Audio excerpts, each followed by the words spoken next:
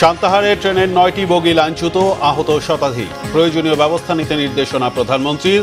সদরঘাটে লঞ্চের ধাক্কায় প্রাণ গেল দুজন।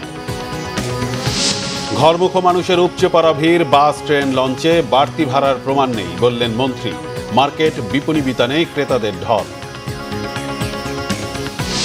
বিরোধী দলের চাপিয়ে দেয়া বিষয় সবসময় মেনে নেওয়া কঠিন মন্তব্য বিএনপি মহাসচিবের। বললেন, দলীয় ব্যক্তি প্রশাসক নিয়োগ অস্বাভাবিক নয়। তেহরানের ক্ষেপণাস্ত্রের আঘাতে 2 ইসরায়েলি নিহত, মোসাদ এজেন্টের মৃত্যুদণ্ড। ইরানের গ্যাস ও পরমাণু বিদ্যুৎ কেন্দ্রে হামলার নিন্দায় কাতার, রাশিয়া। দেখছিলেন ক্রাউন সিমেন্ট সংবাদ শিরোনাম। বগুড়ার সান্তাহারে ঢাকা থেকে চিলাহাটিগামী নীলসাগর এক্সপ্রেস ট্রেনের 9টি বগি লাইনচ্যুত হয়ে শতাধিক যাত্রী আহত হয়েছেন। এতে বন্ধ রয়েছে ঢাকার সাথে উত্তরাঞ্চলের 5 জেলার ট্রেন চলাচল। ঘটনাস্থলে রেলের লাইন মেরামতের কাজ চলায় ধীরে চলার নির্দেশনা ছিল। চালক তা মানেননি ও লাল পতাকা দেখতে পাননি বলে সংশ্লিষ্টদের পক্ষ থেকে জানানো হয়েছে। এ ঘটনায় গঠন করা হয়েছে 3 সদস্যের তদন্ত কমিটি। বগুড়া প্রতিনিধি আব্দুর রহিম বগরার তথ্য ছবিতে ডেস্ক রিপোর্ট। আদমদিঘি উপজেলার সান্তাহার রেলওয়ে জংশনের বাগবাড়ি এলাকায় বুধবার দুপুরে নীলসাগর এক্সপ্রেস নামের একটি ট্রেনের 9টি বগি লাইনচ্যুত হয়। দুর্ঘটনার পরপরই ঢাকার সাথে উত্তরবঙ্গের রেল যোগাযোগ বন্ধ হয়ে যায়। ফলে বিভিন্ন স্টেশনে ট্রেন চলাচল বন্ধ হয়ে পড়ে। ঢাকা থেকে নীলফামারী চিলাহাটিগামী ট্রেনটি সান্তাহার স্টেশন ছেড়ে যাওয়ার কিছুক্ষণের মধ্যেই এই ভয়াবহ দুর্ঘটনাটি হয়। ট্রেনের ছাদে থাকা বিপুল সংখ্যক যাত্রী নিচে পড়ে যাওয়ায় আহত হন শতাধিক যাত্রী। প্রত্যক্ষদর্শীরা জানান, রেল লাইনের ওই জায়গায় মেরামতের কাজ চলছিল। আগের দিন রাত 11টার দিকে বিকট শব্দ হয়ে রেল লাইনটি ফেটে যায়। বিষয়টি কর্তৃপক্ষকে জানানো হলে প্রত্যেকটি ট্রেন ঘটনাস্থলে পৌঁছার পর 10 কিলোমিটার গতিতে চলাচল করার কথা বলা হয়। কিন্তু নীলসাগর এক্সপ্রেস ট্রেনটি সিগন্যাল না মেনে দ্রুত গতিতে যাচ্ছিল। এছাড়া সতর্কতা অবলম্বনের জন্য লাল পতাকা দেয়া থাকলেও চালক তা লক্ষ্য করেনি। গতিবেগ নিয়ন্ত্রণ না করায় বিকট শব্দে ট্রেনের 9টি বগি লাইনচ্যুত হয়। এখন লাইন খালাসি করতে ইঙ্গার হাত দেয়া থামাছে, এরকম লাল পতাকা দিছে, কিন্তু ড্রাইভার শোনেনি। যখন দেখলো কাছাকাছি যখন চলে আসছে তখন চাষা করতে তুমি সরে দাও, এই অবস্থা নাই। যেই জোরে আসছে ওই কিছু দিয়ে যাতে এই অবস্থা, ড্রাইভার পয়লা চলে আসছে। আর উপরে থাকা যে কয়েকজন আসলো মেলাগুলো অত পাওয়া যাবে। এই ট্রেনটা যখন আসে তখন এই কাজ করতেছিল এবং লাল এই যে রেলের যে আইন আছে সে আইন মোতাবেক কি মিস্ত্রিরা করছে কি লাল লাল টাঙ্গাই দিতে ফ্ল্যাগ টাঙ্গা দেওয়া মানে নাই, না মানে ট্রেনটা তুলে নিয়ে আসছে। নিয়ে আসার পর এই দুর্ঘটনা ঘটল। খবর পেয়ে ফায়ার সার্ভিসের 4টি ইউনিট উদ্ধার কাজে অংশ নেয়। লাইনচ্যুত বগিগুলো তোলার জন্য ঈশ্বরদী জংশন থেকে উদ্ধারকারী রিলিফ ট্রেন রওনা হয়েছে। তবে আমাদের এখন উদ্দেশ্য কারণটা খুঁজে বের করবো, সেটা পরবর্তী যেন সঠিকভাবে যেরকম আর দুর্ঘটনা না হয় সেই জন্যই। কিন্তু এখন আমাদের প্রধান উদ্দেশ্য বাংলাদেশের পক্ষ থেকে আমাদের ডিজিটাল নির্দেশনা, আমাদের মন্ত্রণালয়ের নির্দেশনা হচ্ছে তাড়াতাড়ি স্যালভেজ ওয়ার্কটা করা, অর্থাৎ তাড়াতাড়ি গাড়িটাকে পুনরায় রেল লাইনে তুলে তাড়াতাড়ি যেন যে ঈদের যে প্যাসেঞ্জারগুলো তাদেরকে যেন যতদূর সম্ভব কম কষ্টে নিয়ে যাওয়া। এদিকে দুর্ঘটনার পরপরই ঘটনাস্থল থেকে অর্ধশতাধিক আহত ব্যক্তিকে উদ্ধার করে নওগাঁ সদর হাসপাতালে নিয়ে যাওয়া হয়। বর্তমানে সেখানে 18 জন আহত ভর্তি আছেন। চিকিৎসাধীনদের বেশিরভাগের বাড়ি রংপুর ও নীলফামারী জেলায়। খবর পেয়ে আহতদের দেখতে হাসপাতালে যান নওগাঁ সদর 5 আসনের সংসদ সদস্য জাহিদুল ইসলাম। আহতদের চিকিৎসার খোঁজ খবর নেন তিনি। Bangla vision news desk. Bogura সান্তাহারে ভয়াবহ ট্রেন দুর্ঘটনার পর ক্ষয়ক্ষতি কমানো ও যাত্রীদের দুর্ভোগ এড়াতে দ্রুত ব্যবস্থা নেওয়ার নির্দেশ দিয়েছেন প্রধানমন্ত্রী তারেক রহমান। সন্ধ্যায় দুর্ঘটনাস্থল বগুড়ার জেলা প্রশাসক ও পুলিশ সুপারের সঙ্গে ফোনে কথা বলে সার্বিক পরিস্থিতির খোঁজ খবর নেন তিনি। এ সময় আহতদের দ্রুত চিকিৎসা নিশ্চিত করা, দুর্ঘটনা কবলিত ট্রেন দ্রুত উদ্ধার এবং রেল যোগাযোগ স্বাভাবিক করতে প্রয়োজনীয় পদক্ষেপ নেওয়ার নির্দেশ দেন প্রধানমন্ত্রী। একই সঙ্গে ঈদে ঘরমুখো যাত্রীদের যেন ভোগান্তিতে না পড়তে হয় সেজন্য বিকল্প ব্যবস্থায় দ্রুত তাদের গন্তব্যে পৌঁছানোরও নির্দেশ দেওয়া হয়েছে। প্রধানমন্ত্রীর অতিরিক্ত প্রেস সচিব আতিকুর রহমান রুমন বিষয়টি নিশ্চিত করেছেন। ঈদ যাত্রায় রাজধানীর সদরঘাট নৌপথে ফিরেছে চিরচেনা ব্যস্ততা। টানা সরকারি ছুটি শুরুর সঙ্গে সঙ্গে ঘরমুখো মানুষের ভিড়ে সরগরম সদরঘাট লঞ্চ টার্মিনাল। তবে বাড়ি ফিরতে গিয়ে সদরঘাটে লঞ্চের ধাক্কায় পিষ্ট হয়ে প্রাণ হারিয়েছেন 2 জন। এতে নিখোঁজ রয়েছেন অন্তত আরও 3 জন। এ ঘটনায় 2টি লঞ্চের রুট পারমিট বাতিল করা হয়েছে। এদিকে যাত্রীদের অভিযোগ, অতিরিক্ত ভিড় আর নির্দিষ্ট সময় পার হলেও বেশ কিছু লঞ্চ না ছাড়ায় ভোগান্তিতে পড়েছেন যাত্রীরা। সদরঘাটের পরিস্থিতি নিয়ে ফজলে রাব্বির রিপোর্ট। ঈদকে সামনে রেখে ঘরমুখো মানুষেরাই ছুটে চলা সদরঘাট লঞ্চ টার্মিনালে যেন ফিরে এসেছে চিরচেনা সেই পরিবেশ। পদ্মা সেতু চালু হবার পর দীর্ঘদিন ধরে নৌরুট ধুঁকছে যাত্রী সংকটে। তবে ঈদযাত্রার এই চিত্র বলে দেয়, হারিয়ে যায়নি নৌরুটের জনপ্রিয়তা। যাইতে কষ্ট হইতেছে, জায়গা পাওয়া যাচ্ছে না। বাড়তি ভাড়া কিছু কিছু জায়গায় নিচ্ছে, তারপর কিছু কিছু জায়গায় চাঁদার যে বিষয়টা ঈদের মধ্যে আরো বেশি হয়ে গেছে বিভিন্ন জায়গায়। টিকিট কাটি নেই, মানে যাত্রী অনেক, মানে সিট পাই না, এখন নামিয়ে যাইতে আসি। একটু জায়গা নেই যে মানুষ দাঁড়াবে। 6:30 বাজে বলছে ছাড়বে, এটা যাত্রীর ভোগান্তি। শৃঙ্খলাভাবে বসাই দেবে, এটা বসাই দিতেছে না কর্তৃপক্ষ। যার ভাবে কেউ 2টা সিট নিয়ে একজন লোক বসছে। বুধবার সদরঘাট এলাকা ঘুরে দেখা যায় যাত্রীদের উপচে পড়া ভিড়। তবে বরাবরের মতো যাত্রীদের কণ্ঠে আছে যথাসময়ে লঞ্চ ছেড়ে না যাওয়ার অভিযোগ।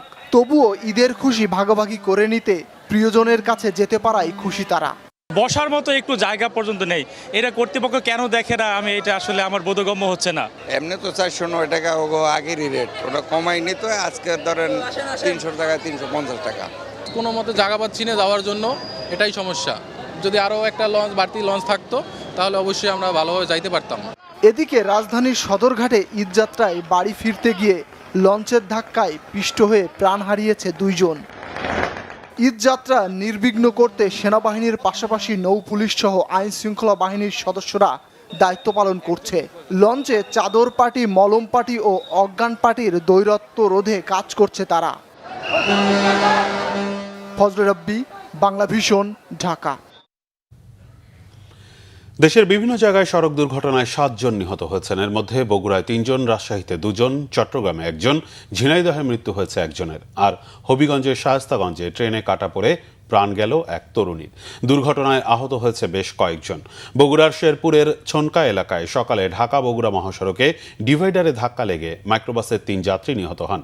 এ ঘটনায় আহত হন আরও 9 জন। প্রত্যক্ষদর্শীরা জানিয়েছেন, ঢাকা থেকে যাত্রী নিয়ে মাইক্রোবাসটি উত্তরবঙ্গের দিকে যাচ্ছিল। এ সময় নিয়ন্ত্রণ হারিয়ে সড়ক বিভাজনে ধাক্কা খেলে বিকট শব্দে এর গ্যাস সিলিন্ডারটি বিস্ফোরিত হয়। মুহূর্তেই গাড়িতে আগুন ধরে যায়। ঘটনাস্থলেই নিহত হন মাইক্রোবাসটির চালক। হাসপাতালে নেয়ার পর মৃত্যু হয় আরও 2 জনের। অন্যদিকে চট্টগ্রামের পটিয়ায় মার্শা পরিবহনের একটি বাস রাস্তার পাশে রাখা পিলারের স্তূপে ধাক্কা খেলে বাসের এক যাত্রী নিহত হন। এসব দুর্ঘটনায় আহত হয়েছেন 8 জন। সকালে চট্টগ্রাম কক্সবাজার আরাকান সড়কের পটিয়া জলুর দিঘি পার এলাকায় এ দুর্ঘটনা ঘটে। এছাড়া সকালে ঝিনাইদহের মহেশপুরে তেলবাহী ট্রাকের ধাক্কায় ভ্যান যাত্রী এক নারী নিহত হয়েছেন। দুর্ঘটনা আহত হয়েছে তার ছেলে। উপজেলার খালিশপুর কোল্ড স্টোরেজের সামনে এই দুর্ঘটনা ঘটে। ঈদ উদযাপনে রাজধানী ছাড়ছে ঘরমুখো মানুষ। কমলাপুর রেলওয়ে স্টেশনে যাত্রীদের উপচে পড়া ভিড়। বেশিরভাগ ট্রেন সময় মতো ছাড়ছে। এদিকে রাজধানীর অন্যান্য বাস টার্মিনালে বাড়ি ফেরা মানুষের চাপ থাকলেও তেমন ভিড় নেই গাবতলীতে। নেই বাড়তি ভাড়া আদায়ের অভিযোগও। অতিরিক্ত ভাড়া আদায় করলে কঠোর ব্যবস্থা নেওয়া হবে বলে জানিয়েছেন সড়ক পরিবহন ও সেতুমন্ত্রী শেখ রবিউল আলম। আরও জানাচ্ছেন মুহিবুল্লাহ মুহিব। ঈদের টানা 7 দিনের সরকারি ছুটির দ্বিতীয় দিনে বুধবার ভোর থেকেই কমলাপুর রেল স্টেশনে ঘরমুখো মানুষের ঢল। প্রতি 15 মিনিট পর পর শিডিউল অনুযায়ী ছেড়ে যাচ্ছে ট্রেন। 2-1টি ট্রেন ছাড়ে সামান্য বিলম্বে। টিকিট ছাড়া প্রবেশ নিষিদ্ধ থাকায় কড়াকড়ির কারণে স্টেশনে বিশৃঙ্খলা কম।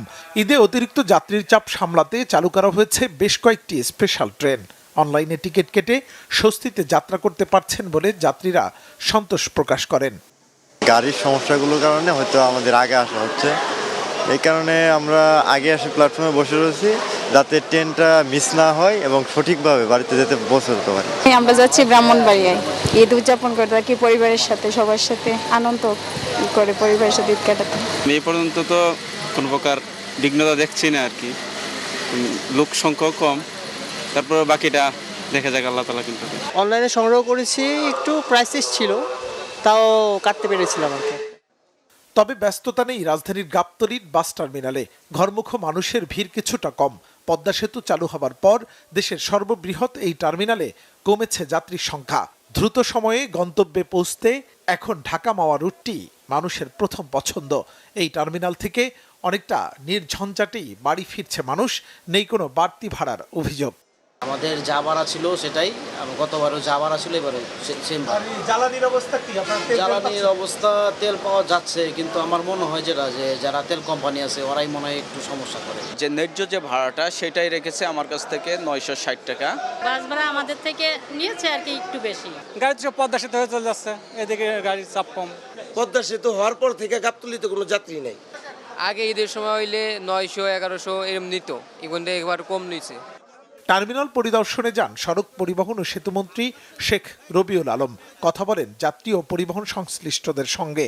পরে তিনি বলেন, এবার যাত্রীদের কাছ থেকে অতিরিক্ত ভাড়া আদায়ের অভিযোগ কম। যেখানেই অভিযোগ সেখানেই শাস্তি দেওয়া হচ্ছে বলেও জানান তিনি। 15 তারিখ রাত 11টা থেকে গণপরিবহনে পর্যাপ্ত ফুয়েল দেওয়া হচ্ছে। আপনি একটা পরিসংখ্যান দেখলে বুঝবেন, যমুনা সেতুতে যা নিয়মিতভাবে যান চলাচল করে তার চেয়ে 32,000 গাড়ি কালকে বেশি গিয়েছে। এই যে রাস্তায় আপনারা দেখছেন লাখ লাখ গাড়ি চলাচল করছে, সবই তো ফুয়েল পাচ্ছে। কোন লোকাল বাস নিচ্ছে না, প্লিজ একটা কমপ্লেন আমাকে দেন নির্দিষ্টভাবে যে এই পরিবহনের এই রুটের এই গাড়িটি অথবা এই কোম্পানির এই গাড়িটি। ডেফিনেটলি আপনারা কমপ্লেন করেন, কমপ্লেনের জন্য আমরা সার্বক্ষণিক টিম রেখেছি। রাজধানীর অলিগলিতে অবৈধভাবে গজিয়ে ওঠা টিকিট কাউন্টার ঈদের পর উচ্ছেদ করা হবে বলেও জানান শেখ রবিউল আলম। মুহিবুল্লাহ মুহিব, বাংলা ভিশন, ঢাকা। ঈদ আনন্দ এখন ঘরে ঘরে। সেই আনন্দকে পরিপূর্ণ করতে শেষ মুহূর্তের কেনাকাটায় ব্যস্ত সময় পার করছেন রাজধানীবাসী। ঈদের আর মাত্র একদিন বাকি থাকায় মার্কেট, বিপণী বিতানগুলোতে বেড়েছে ক্রেতাদের চাপ। বসুন্ধরা সিটি কমপ্লেক্সে তাই সকাল থেকে গভীর রাত পর্যন্ত চলে কেনাকাটার ব্যস্ততা। রিপোর্ট আসমা আক্তার নুপুরের। ঈদের আর বাকি মাত্র 2-1 দিন। শেষ সময়ের কেনাকাটায় রাজধানীর মার্কেট, শপিং মলে বেড়েছে ক্রেতাদের ভিড়। একই জায়গায় সব ধরনের কেনাকাটার সুযোগ থাকায় শপিং মলগুলোয় ঈদে ক্রেতা উপস্থিতি বেশি থাকে। রাজধানীর বসুন্ধরা সিটি মলে সকাল থেকেই পরিবার পরিজন নিয়ে কেনাকাটা করতে আসছেন নানা বয়সী মানুষ। সবচেয়ে বেশি ভিড় নারীদের সেলাই করা 3 পিস, শাড়ি, গাউন সহ বিভিন্ন পোশাকের দোকানগুলোতে। পাশাপাশি পুরুষদের পাঞ্জাবি, শার্ট, টি শার্ট ও প্যান্টের দোকানেও ক্রেতা সামলাতে হিমশিম বিক্রেতারা। ক্রেতারা বলছেন, ঈদের আগে পরিবারের সদস্যদের জন্য কেনাকাটা শেষ করলেও অনেকেই নিজেদের জন্য পোশাক কিনছেন শেষ মুহূর্তে। রাজধানীতে থেকে যাওয়া অনেকেও ঈদ কেনাকাটা সারছেন শেষ সময়ে। আমি শেষ সময় আসলাম, এখন আগে ছোটবেলায় যেটা করতাম জুতা বা অন্য কিছুর জন্য, ওইটার জন্য এসেছি মেইনলি। আমার মিসেসের জন্য কিনেছি, আমার বাচ্চাদের জন্য কিনেছি। দাম মোটামুটি আমার কাছে বাড়তি মনে হচ্ছে, খুব একটা সুবিধাজনক মনে হচ্ছে না। তবুও তো কিনতে হবে, তাই না? ঈদের জন্য সবার খরচ করার একটা প্ল্যান থাকে, সে অনুযায়ী কিনলাম আর কি। শেষ সময় কিনছি কারণ ভাবছিলাম একটু ভিড় কম হবে, তত ভিড় দেখি ভালোই। ভাবছিলাম ঈদে মানুষ চলে যাবে, তো অনেক ভিড় আছে এখনো। পাঞ্জাবি কিনতে আসছি। প্রথমে আসলে বাচ্চাদেরগুলা কনফার্ম করেছি, তারপরে আমরা আমাদেরগুলা কিনছি। রোজার মাঝামাঝি থেকে এই বেচাকেনা ভালো হলেও ঈদের আগের 2 দিনে ক্রেতাদের চাপ কয়েক গুণ বেড়েছে। বিশেষ করে সন্ধ্যার পর ভিড় বেশি। আমাদের প্রোডাক্ট ক্রয় করে ক্রেতারা সন্তুষ্ট এবং আমাদের ভেরিয়েশনও মাশাআল্লাহ অনেক সময় অনেক থেকে প্রত্যেক বছরের থেকে ডিফারেন্ট কিছু দেওয়ার চেষ্টা করি আমরা সবসময় কাস্টমারকে। অ্যাজ ইউজুয়াল ছেলেদের Punjabi, pant, shirt, formal shirt, casual shirt সব আইটেমে আছে, ডিজাইন একটু চেঞ্জ। যেমন হাফ শার্টের ক্ষেত্রে কিউবান কলারের শার্টগুলো এবছর আমাদের নতুন আসছে। এবার 10 রমজান পর্যন্ত মোটামুটি একটু আমাদের হালকা যায়, এরপরে 10 রমজানের পর থেকে মোটামুটি সব দিক থেকে আলহামদুলিল্লাহ এক লেভেলেই একটা বেচা কিনা ছিল, মোটামুটি আলহামদুলিল্লাহ ভালো। নির্বিঘ্ন কেনাকাটা নিশ্চিত করতে কাজ করছে আইন শৃঙ্খলা বাহিনী ও মলের নিজস্ব নিরাপত্তা কর্মীরা। আসমা আক্তার নুপুর, বাংলা ভিশন, ঢাকা। বরাবরের মতো এবারও গুম, খুন ও নির্যাতনের শিকার পরিবার এবং জুলাই গণঅভ্যুত্থানে শহীদদের পরিবারের পাশে দাঁড়িয়েছেন প্রধানমন্ত্রী তারেক রহমান। ঈদ উপলক্ষে এসব পরিবারের জন্য পাঠানো হচ্ছে ঈদ উপহার। মঙ্গলবার থেকে দেশের প্রতিটি জেলায় এই উপহারের অর্থ পৌঁছে দেওয়া শুরু হয়েছে। প্রধানমন্ত্রীর অতিরিক্ত প্রেস সচিব আতিকুর রহমান রুমন জানিয়েছেন, প্রতি বছরের ধারাবাহিকতায় এবারও নির্যাতিত পরিবারগুলোর পাশে দাঁড়িয়েছেন প্রধানমন্ত্রী। তিনি আরও জানান 2025 সাল থেকে জুলাই আন্দোলনে শহীদ পরিবারের মাঝেও এই সহায়তা প্রদান করা হচ্ছে। যদিও নতুন সরকারের ব্যস্ততার কারণে কিছুটা দেরি হয়েছে, তবে কোনো পরিবারকে ভুলে যাননি প্রধানমন্ত্রী। 2016 সাল থেকে রমজান মাসে নিয়মিতভাবে এই ঈদ উপহার প্রদান করে আসছেন তারেক রহমান। এবার প্রায় 1900 পরিবার এই সহায়তা পাচ্ছে। এদিকে আমরা বিএনপি পরিবারের পক্ষ থেকে জানানো হয়েছে, দ্রুত সময়ের মধ্যে দল ও এর অঙ্গ সংগঠনের মাধ্যমে সারা দেশে উপহারের অর্থ পৌঁছে দেওয়া হচ্ছে। সৌদি আরবে শাওয়াল মাসের চাঁদ দেখা যায়নি। দেশটির কর্তৃপক্ষ জানিয়েছে, নতুন চাঁদের দেখা না মেলায় রোজা 30টি হবে, আর দেশটিতে ঈদ উল ফিতর উদযাপিত হবে আগামী শুক্রবার। সৌদি আরবে আজ ছিল রমজানের 29তম দিন। সূর্যাস্তের পর সৌদি আরবের বিভিন্ন পর্যবেক্ষণ কেন্দ্র থেকে চাঁদ দেখার চেষ্টা করা হয়, তবে আকাশ মেঘাচ্ছন্ন থাকায় কোথাও চাঁদ দেখা যায়নি বলে জানানো হয়েছে। শাওয়াল মাসের চাঁদ দেখা না যাওয়ায় 30 রোজা শেষে সৌদিতে ঈদ হবে শুক্রবার। এর ফলে মুসলমানরা আগামীকালও রোজা পালন করবেন। এরপর শুক্রবার উদযাপিত হবে মুসলিম বিশ্বের অন্যতম প্রধান ধর্মীয় উৎসব ঈদ উল ফিতর। সৌদি আরবের ঘোষণার পর বিশ্বের বিভিন্ন দেশ, বিশেষ করে দক্ষিণ এশিয়ার দেশগুলোতে চাঁদ দেখার উপর ভিত্তি করে ঈদের তারিখ নির্ধারণ করার প্রথা রয়েছে। বিএনপি নেতৃত্বাধীন নতুন সরকার দায়িত্ব গ্রহণের এক মাসেই নির্বাচনী প্রতিশ্রুতিগুলো দৃশ্যমান হতে শুরু করেছে বলেছেন দলের মহাসচিব ও স্থানীয় সরকার মন্ত্রী মির্জা ফখরুল ইসলাম আলমগীর। জুলাই সনদের যেসব বিষয়ে বিএনপি একমত হয়েছিল, সরকার সেসব বাস্তবায়নে প্রতিশ্রুতিবদ্ধ বলেন তিনি। বুধবার রাতে গুলশানে বিএনপি চেয়ারম্যানের কার্যালয়ে সমসাময়িক বিষয়ে সাংবাদিকদের সঙ্গে মতবিনিময় করেন দলটির মহাসচিব। বলেন, বিরোধী দলের চাপিয়ে দেওয়া বিষয় সবসময় মেনে নেওয়া কঠিন, তবে সংসদে সব বিষয়ে আলাপ আলোচনার সুযোগ রয়েছে। জানান, স্থানীয় সরকার নির্বাচন নিয়ে কাজ চলছে এবং চলতি বছরের মধ্যেই যত দ্রুত সম্ভব এই নির্বাচন সম্পন্ন করার পরিকল্পনা রয়েছে সরকারের। রাজনৈতিক সরকারের নিজস্ব দৃষ্টিভঙ্গি আছে, তাই দলীয় যোগ্যতা সম্পন্ন ব্যক্তির নিয়োগ অস্বাভাবিক নয় বলে যে কমিটমেন্টগুলো আমরা করেছিলাম আমাদের নির্বাচনের পূর্বে, তার মধ্যে ছিল আমাদের ফ্যামিলি কার্ড। সেই ফ্যামিলি কার্ডের যে পাইলট প্রজেক্ট, যেটা আমরা শুরু করে দিয়েছি অলরেডি। এরপরে ছিল আমাদের 10,000 টাকা কৃষি ঋণ সুদ সহ মওকুফ, সেটা করা হয়ে গেছে। এরপরে আমাদের আছে খাল খনন, যেটা অলরেডি শুরু হয়ে গেছে গতকাল থেকে। সারা দেশেই শুরু হয়েছে খাল খনন কর্মসূচি। আগামী 1 বৈশাখে কৃষক কার্ড দেওয়া হবে। তো this are very big achievements, এটা ছোটখাটো কোনো ব্যাপার। ইরানের নিরাপত্তা পরিষদ প্রধান আলী লারিজানিকে হত্যার পরদিন এবার দেশটির গোয়েন্দা মন্ত্রী ইসমাইল খতিবকে হত্যা করেছে ইসরায়েলি বাহিনী। আর এরপরই নতুন করে ফুঁসে উঠেছে ইরান। তাদের ক্লাস্টার ওয়ারহেড মিসাইল হামলায় 2 ইসরায়েলি নাগরিক নিহত, অন্তত 192 জন আহত হয়েছে। মৃত্যুদণ্ড দিয়েছে মোসাদের এক গুপ্তচরকে। নতুন করে সৌদি আরব, আমিরাত সহ মধ্যপ্রাচ্যে দফায় দফায় হামলা চালিয়ে যাচ্ছে ইরান। উপসাগরীয় অঞ্চলের 5টি জ্বালানি স্থাপনা খালি করতে বলেছে ইরান। এদিকে ইরানে থাকা বিশ্বের সবচেয়ে বড় সাউথ পার্স গ্যাস ক্ষেত্রে ইসরায়েলের হামলার নিন্দা জানিয়েছে কাতার। আর এরপরই বিশ্বজুড়ে আরেক দফা বেড়েছে তেলের দাম। এছাড়া ইরানের বহেশ্বর পারমাণবিক বিদ্যুৎ কেন্দ্রে মিসাইল হামলার তীব্র নিন্দা জানিয়েছে রাশিয়া। সঞ্জিদ ইসলাম তন্নির ডেস্ক রিপোর্ট। ইরানের নিরাপত্তা পরিষদ প্রধান আলী লারিজানি ও আধা সামরিক বাহিনী বাসিস কমান্ডার গোলাম রেজা সোলাইমানিকে হত্যার প্রতিশোধ নিতে ইসরায়েলে নতুন করে ক্লাস্টার ওয়ারহেড মিসাইল হামলা চালিয়েছে তেহরান। ইসরায়েল জুড়ে ড্রোন হামলাও চালিয়ে যাচ্ছে তারা। এতে দেশটির রাজধানী তেল আবিবের একটি রেল স্টেশন ও কয়েকটি শহরে ব্যাপক ক্ষয়ক্ষতি হয়েছে। ক্লাস্টার ওয়ারহেড মিসাইলের আঘাতে নিহত হয়েছে অন্তত 2 ইসরায়েলি। দেশটির স্বাস্থ্য মন্ত্রণালয় বলছে, ইরানের সবশেষ হামলায় অন্তত 192 ইসরায়েলি আহত হয়েছে। আর যুদ্ধ শুরুর পর থেকে আহতের মোট সংখ্যা ছাড়িয়েছে 3,500। এ অবস্থায় ইসরায়েলি গোয়েন্দা সংস্থা মোসাদের গুপ্তচর অভিযোগে ইরানে এক ব্যক্তিকে মৃত্যুদণ্ড দেওয়া হয়েছে বলে জানিয়েছে দেশটির আধা সরকারি সংবাদ সংস্থা তাসনিম। ইসরায়েলের পাশাপাশি মধ্যপ্রাচ্যের দেশগুলোতেও মিসাইল ও ড্রোন হামলা চালিয়ে যাচ্ছে তেহরান। হামলা হয়েছে ইরাকের রাজধানী বাগদাদে অবস্থিত মার্কিন দূতাবাসে। এছাড়া দুবাই, সংযুক্ত আরব আমিরাত, কুয়েত, কাতার ও বাহরাইনেও ড্রোন ও মিসাইল হামলা চালিয়ে যাচ্ছে ইরান। যদিও বেশিরভাগ হামলায় প্রতিহতের দাবি করেছে দেশগুলো। সৌদি আরবের দূতাবাস এলাকায় ইরানি মিসাইল ভূপাতিতের দাবি করেছে রিয়াদ। একের পর এক আক্রমণ চালিয়ে যাচ্ছে যুক্তরাষ্ট্র ও ইসরায়েলের জোট বাহিনীও। ইরানের কমান্ড সেন্টার, ক্ষেপণাস্ত্র ঘাঁটি, বিমান প্রতিরক্ষা ব্যবস্থা ও অন্যান্য অবকাঠামো লক্ষ্য করে হামলা চালানোর দাবি করেছে ইসরায়েলি সামরিক বাহিনী। হামলা হয়েছে দেশটির বুশেহরে পারমাণবিক বিদ্যুৎ কেন্দ্রের কাছাকাছি এলাকায়ও। হরমুজ প্রণালীর কাছে ইরানের ভূগর্ভস্থ ক্ষেপণাস্ত্রের মজুদ ধ্বংসের দাবি করেছে যুক্তরাষ্ট্র। মার্কিন সেনাবাহিনীর সেন্ট্রাল কমান্ড বলছে ইরানে একাধিক বাংকার ব্লাস্টার বোমা ফেলেছে তারা। এদিকে এবার তেহরানের ইন্টেলিজেন্স মিনিস্টার ইসমাইল খতিবকে হত্যার দাবি করেছে ইসরায়েল। ইরানের পাশাপাশি লেবাননের সশস্ত্র গোষ্ঠী হিজবুল্লাহর অবস্থান লক্ষ্য করেও ইসরায়েলি বাহিনীর ধ্বংসযজ্ঞ চলছে। রাজধানী বৈরুতের আন্তর্জাতিক বিমানবন্দরের কাছে হামলা হয়েছে। বৈরুতের বিভিন্ন অঞ্চলেও রাতভর হামলা চালিয়েছে মার্কিন ও ইসরায়েলি বাহিনী।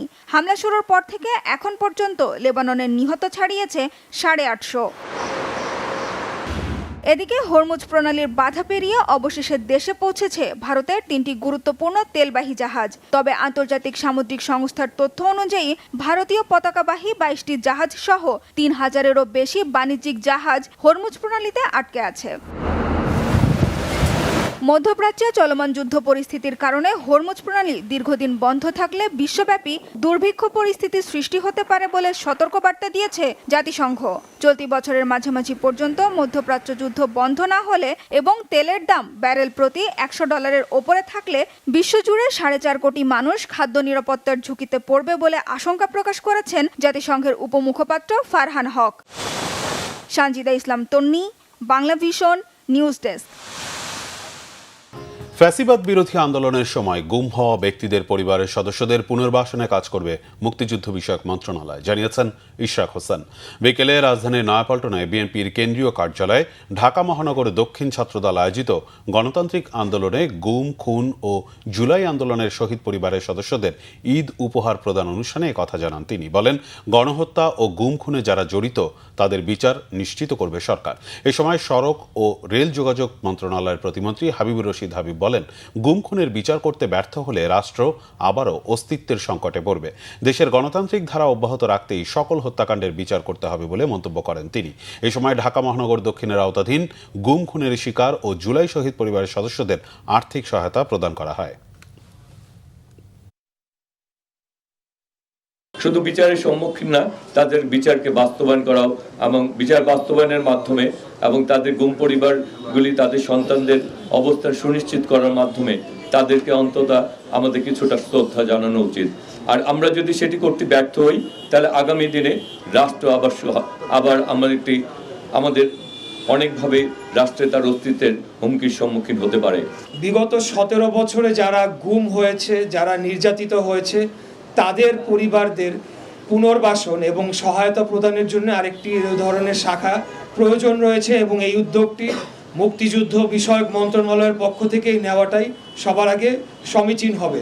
যে ঈদের পরপরই আমি মাননীয় প্রধানমন্ত্রীর কাছে একটা প্রস্তাব রাখব যে আমাদের এই গুম পরিবারের যারা সদস্যরা রয়েছেন এই মুক্তিযুদ্ধ বিষয়ক মন্ত্রণালয়ের পক্ষ থেকে যাতে তাদের পুনর্বাসনের জন্য উদ্যোগ নেওয়া হয়।